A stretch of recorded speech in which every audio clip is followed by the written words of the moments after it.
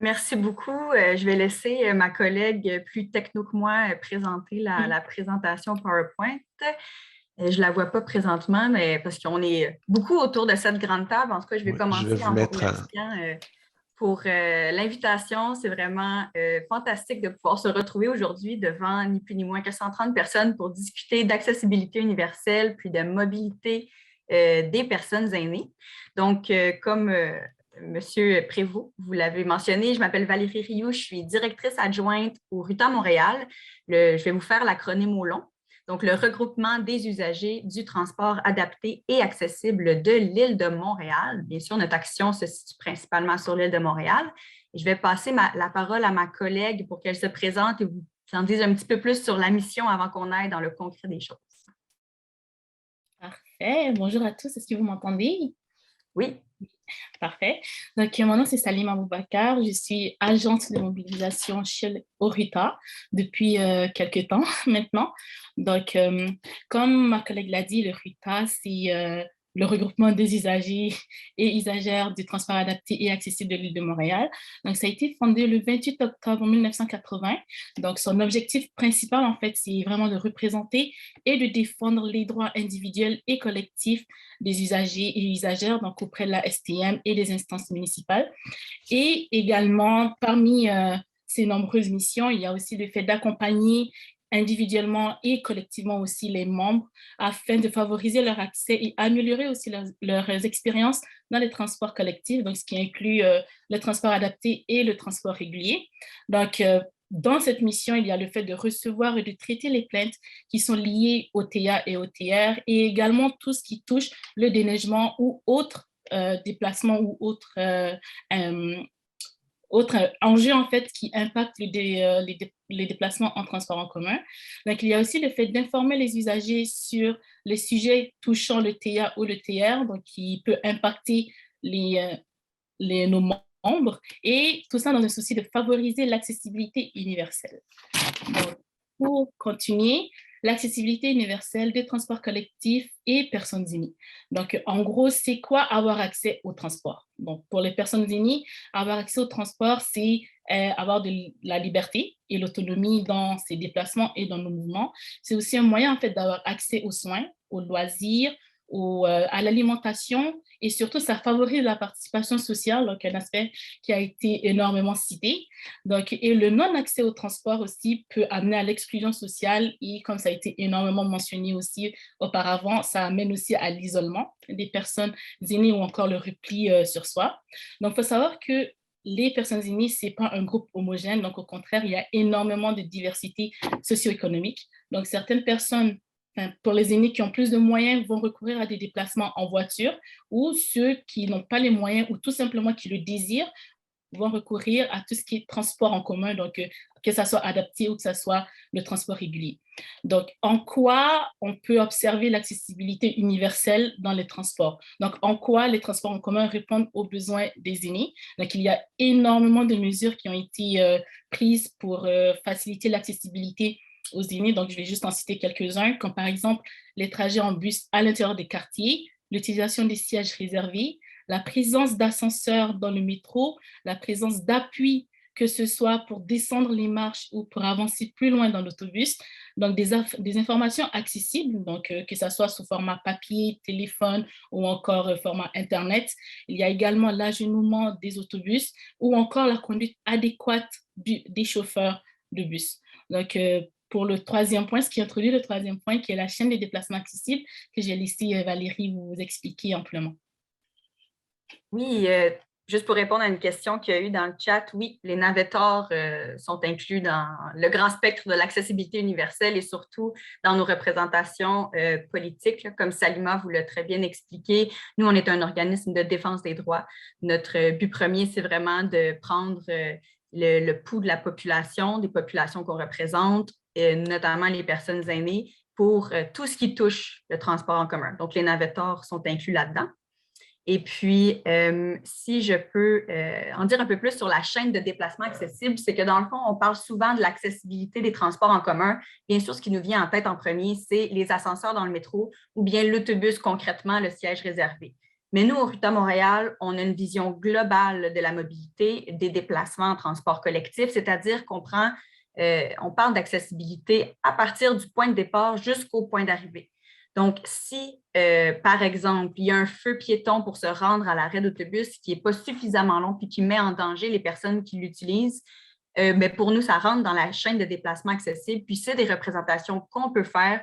On peut œuvrer auprès de la Ville de Montréal. On peut lever les drapeaux rouges pour informer les décideurs des problèmes qui existent dans l'aménagement urbain. Donc, on élargit le spectre, on sort un peu de l'autobus, on sort un peu du métro, des navetteurs, etc., du transport adapté pour vraiment toucher chacun des aménagements de la ville qui permettent ou ne permettent pas aux personnes aînées, aux autres personnes qu'on représente, de se déplacer de manière sécuritaire et en toute autonomie, évidemment. Donc là, j'ai mentionné les feux piétons, mais ça peut être aussi la présence de bancs dans l'espace public si, par exemple, une distance de marche trop élevée pour se rendre à l'arrêt d'autobus ou à la station de métro. Ça peut être le fait, si on ne veut pas prendre de pause ou utiliser un banc, bien, de se mobiliser pour qu'il y ait davantage d'arrêts d'autobus à proximité des lieux fréquentés par plusieurs aînés, etc. Donc, on voulait vous donner plusieurs exemples là, avant d'arriver à l'illustration d'un cas concret.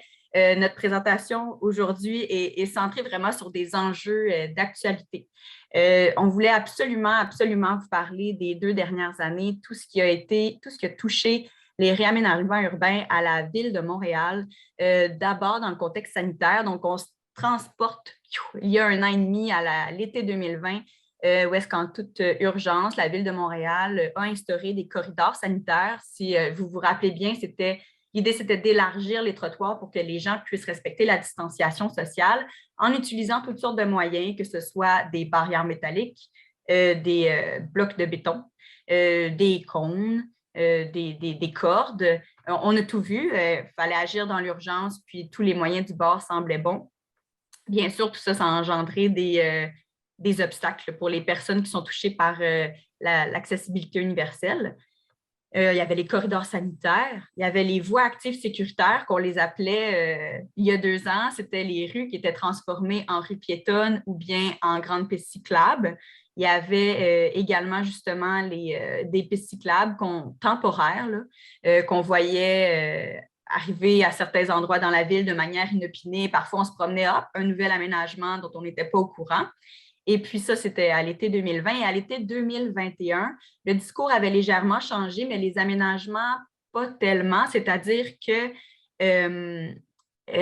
c'est la redynamisation des artères commerciales qui ont été mises de l'avant par les différents arrondissements, puis par les sociétés de développement commercial des différents arrondissements pour faire valoir l'importance d'instaurer des rues piétonnes, de faire plus de place à la mobilité active, etc., dans les différents arrondissements. Très, très, très concrètement, ce que ça a donné pour les personnes qu'on représente, et puis là, on n'en a pas touché beaucoup, je pense que c'était plus tard dans la présentation, mais je pense que c'est pertinent de le dire maintenant.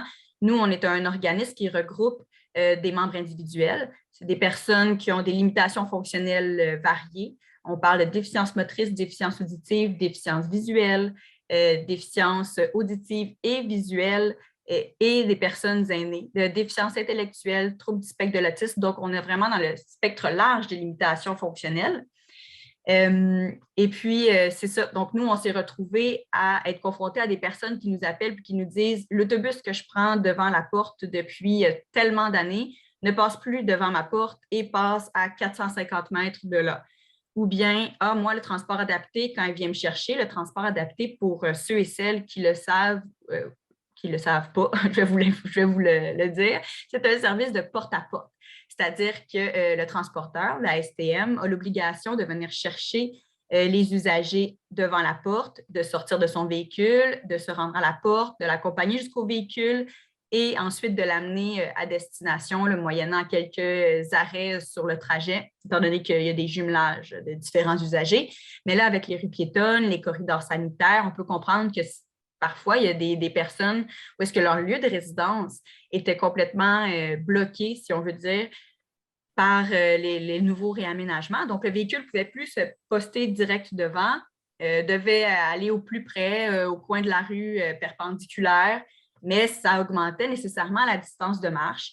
Ça diminuait la visibilité, c'est-à-dire qu'il y avait plus de déclarations d'absence. Un chauffeur qui arrive au coin, bon, qui ne voit pas la personne, qui décide de le déclarer absent, etc. Fait que ça a causé les réaménagements urbains, que ce soit dans le contexte sanitaire ou bien que ce soit dans le contexte de la redynamisation des artères commerciales. Ça a causé des enjeux à la mobilité des personnes qu'on représente, dont les personnes aînées, à cause de l'augmentation de la distance de marche. Et évidemment, qu'est-ce qui vient avec ça? C'est qu'on doit changer nos habitudes de vie. Par exemple, encore plus concrètement, sur l'avenue Mont-Royal, la 97 ne passait plus et puis elle a été déplacée sur le boulevard Saint-Joseph. Le boulevard Saint-Joseph se situe à 450 mètres de distance de l'avenue Mont-Royal. Donc, c'est comme si on demandait à une personne qui est habituée de faire ses courses, d'avoir ses commerces de proximité, d'utiliser la 97 pour se rendre peut-être à juste 1 kilomètre, peut-être juste 500 mètres, mais de l'utiliser quotidiennement pour faire participer à la vie sociale et tout simplement se nourrir, aller à la pharmacie, aller voir des amis, etc. Mais là, on disait à ces personnes-là, c'est bon, marchez 450 mètres jusqu'à Boulevard Saint-Joseph, empruntez l'autobus et puis refaites 450 mètres pour vous rendre sur l'avenue Mont-Royal. Évidemment, ça ne fait pas de sens. Donc, nous, il y a beaucoup de personnes qui nous ont contactés à ce propos-là, surtout à l'amorce de l'été 2021, l'an dernier, en disant « Oh là, je viens de voir que dans mon arrondissement, il va y avoir une rue piétonne là. Moi, je ne peux pas ne pas prendre l'autobus là. » Surtout que c'est peut-être une période de 4 mois, mais le reste de l'année, il y a aussi des travaux parfois qui engendrent des détours où est-ce que les gens doivent toujours changer leurs habitudes, se réorienter, s'adapter à ces travaux-là. Je me rappelle d'une dame qui me disait, moi, ça fait déjà 3 mois que je ne peux pas prendre tel autobus parce qu'il y a des travaux en cours, puis il y a les détourner, puis là, on m'annonce une rue piétonne, mais qu'est-ce que je fais? Qu'est-ce que je fais? C'est sûr que nous, en tant qu'organisme de défense des droits, nos principaux moyens, c'est d'avoir le feedback de nos membres, des groupes aussi qu'on regroupe parce qu'on a une table de concertation et après ça, de faire les représentations appropriées. Dans ce dossier-là, par exemple, la TAQEM a été d'une très grande collaboration. On a rencontré l'Ombudsman qui avait fait un merveilleux rapport sur l'impact des réaménagements urbains sur l'accessibilité universelle qu'on a fait valoir auprès de multiples arrondissements via des lettres, via des questions au conseil d'arrondissement, via des demandes de suivi. Évidemment, vous savez comment ça marche la vie en général. On n'a pas toujours les réponses qu'on veut assez rapidement, ni les actions concrètes sur le terrain assez rapidement, mais on ne lâche jamais le morceau. C'est ça, une de nos forces au RITA Montréal. Donc, on a également fait des représentations auprès de l'Association des sociétés de développement économique non commercial de Montréal pour qu'ils avisent leurs membres de tenir compte de l'accessibilité universelle. Certains arrondissements avaient mis en place des ateliers qui consultaient la population. On a participé à ça pour faire valoir l'importance de donner des alternatives lorsque l'autobus est détourné et surtout de consulter la population et de ne pas juste consulter, de prendre pour acquis qu'est-ce que la population leur dit, c'est vrai, et d'agir en conséquence. Également, on travaille, ça c'est peut-être un enjeu un peu plus ponctuel, là, si on veut, avec des moyens plus ponctuels que j'ai mentionnés, mais on est sur des comités de travail avec la STM. On travaille, on est également sur le comité consultatif en accessibilité universelle de la Ville de Montréal et c'est toujours un enjeu là, pour nous de représenter au mieux les besoins des personnes aînées, des personnes ayant différentes limitations fonctionnelles. Là, c'est sûr que je me suis beaucoup concentrée sur un cas concret parce que je voulais qu'on puisse avoir une bonne prise sur qu'est-ce que l'accessibilité universelle, puis qu'est-ce que concrètement on fait pour la mobilité.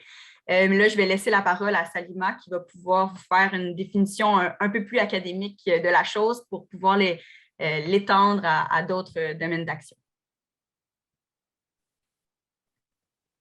Merci. Donc, comme on l'avait mentionné, l'accessibilité universelle, ça a été énormément mentionné par Valérie et tout au long de la présentation, ça le sera aussi.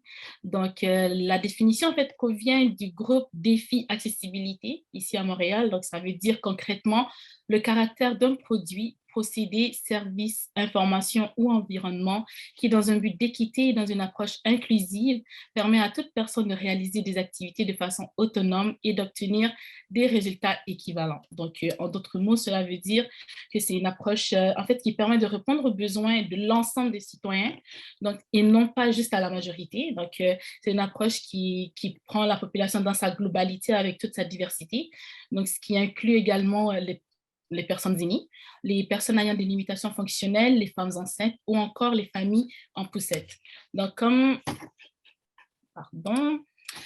donc, depuis le début de la pandémie ou un peu avant, il y a quelques enjeux qui ont commencé à émerger, donc, comme par exemple la suspension des navettes d'or, qui a été mentionné auparavant, le retrait du siège réservé et derrière le chauffeur de l'autobus, et les rues piétonnes ainsi que le déneigement, donc qui impactent énormément le quotidien des usagers et des usagères du transport adapté.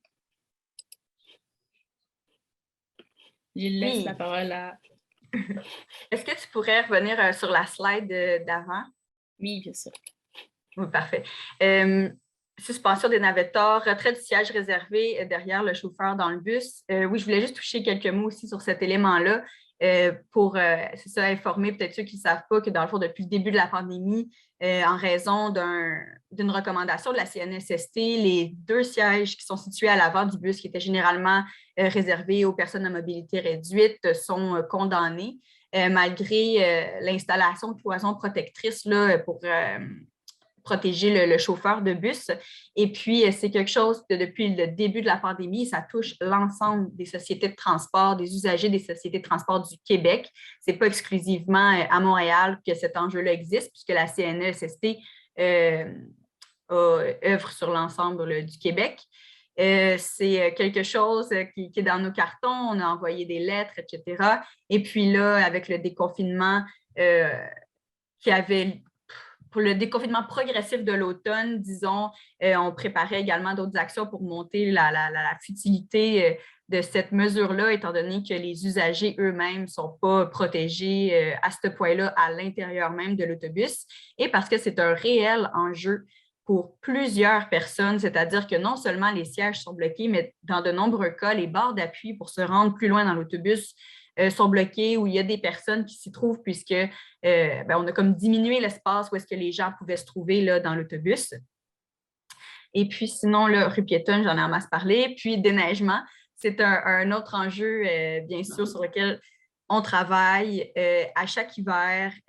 C'est sûr que nous, on y touche beaucoup via le transport adapté, c'est-à-dire des personnes qui ont accès à un débarcadère de transport adapté devant leur domicile et puis qui se retrouvent lors de bordées de neige à être plusieurs jours incapables de l'utiliser, peut-être parce qu'il est mal déneigé. Parfois, il est bien déneigé, mais c'est l'espace entre le trottoir et le débarcadère qui est mal déneigé. Parfois, c'est le trottoir. Bref, tout ça, puis là, on peut passer à la prochaine slide, Salima. Tout oui, ça, c'est merci de conclure. Oui, parfait. Tout ça, c'est pour vous démontrer à quel point l'importance accordée aux détails, aux différents obstacles, aux différents morceaux de la chaîne de déplacement sont importants. C'est pas, même si on met un ascenseur dans le métro, oui, c'est bon, mais si on bloque l'autobus qui s'y rend, ben bon, l'ascenseur dans le métro devient un peu moins important. Si, par exemple, on instaure un programme de déneigement qui aide à déménager de la porte à la rue, mais que l'espace rendu à la rue n'est pas déneigé, ben, la personne ne pourra pas avoir son transport, puis ne pourra pas sortir et vaquer à ses occupations de la vie quotidienne. Les solutions, ben, je vais être brève parce que ça relève beaucoup de notre mission même. C'est bien sûr de favoriser la concertation entre les groupes. Donc, nous, on est coordonnateur d'une table de concertation qui regroupe une vingtaine d'organismes communautaires concernés par l'accessibilité universelle. On tient 5 à 6 rencontres par année qui mènent à des différents mandats là, de lettres ou d'actions auprès des décideurs, de laquelle la TACEM fait partie, un grand allié dans nos dossiers. C'est de favoriser la parole des personnes concernées, en l'occurrence les aînés. En ce moment-là aussi, la TACEM, c'est notre courroie de transmission avec les tables locales des aînés pour nous parler des besoins, des personnes qu'on représente pour que nos représentations soient adéquates et garder vraiment le contact là, avec le terrain. Et troisième solution, évidemment, de multiplier les représentations et les actions auprès des décideurs. La collaboration de l'ATAQEM, c'est ça, de représenter les besoins des aînés dans les lieux de concertation dans lesquels on fait partie, parce que, évidemment, comme je vous l'ai mentionné, il y a plusieurs personnes touchées par l'accessibilité universelle. L'accessibilité universelle demande une vigilance constante et c'est pour ça que nous, quand on va sur nos comités de concertation, on a un représentant aîné, on a un représentant de la déficience motrice, on a un représentant de la déficience visuelle, etc., parce que tout le monde doit être représenté. On peut passer à la prochaine slide. Vous serez content, je conclus. Pour la conclusion, nos 3 idées fortes à retenir, donc c'est un peu de la répétition puisque c'est des idées déjà mentionnées dans la présentation que j'aimerais que vous reteniez. Donc évidemment, l'importance de l'accès à des transports en commun sécuritaires pour réaliser ses activités quotidiennes, mais c'est une question de droit également, donc son droit à l'alimentation, son droit à l'éducation, son droit au travail, son droit au loisir, droit à participer à la vie sociale. On ne fait pas ça en restant chez nous. On peut le faire désormais avec Zoom, mais on le fait beaucoup en se rendant dans les lieux qui dispensent ces services, qui font de l'action sociale. Le transport est essentiel pour cette raison-là. Deuxième idée forte, les personnes aînées ont des habitudes de déplacement très diversifiées, mais rencontrent des obstacles similaires, c'est-à-dire qu'ils doivent être représentés. C'est une catégorie qui doivent être représentée pour leurs besoins spécifiques, mais dans toute leur diversité, d'où la complexité, puis d'où l'importance d'avoir le feedback de l'ATAQEM et des tables locales. Et finalement, l'accessibilité universelle des transports en commun est fragile et nécessite une vigilance constante et continue. C'est pour ça que nous, c'est notre mission première, puis c'est notre vocation, et puis qu'on tente au mieux de garder le lien là, avec nos groupes membres et nos membres individuels. Et sur ce, je vous remercie grandement de votre écoute. J'espère que ça a pu vous éclairer, puis ça va me faire plaisir, Merci. ça va nous faire plaisir de répondre à vos questions. Merci. Je vais recommencer par le bas du clavardage. J'ai une main levée que je prendrai tantôt, mais puis d'abord, merci de votre présentation.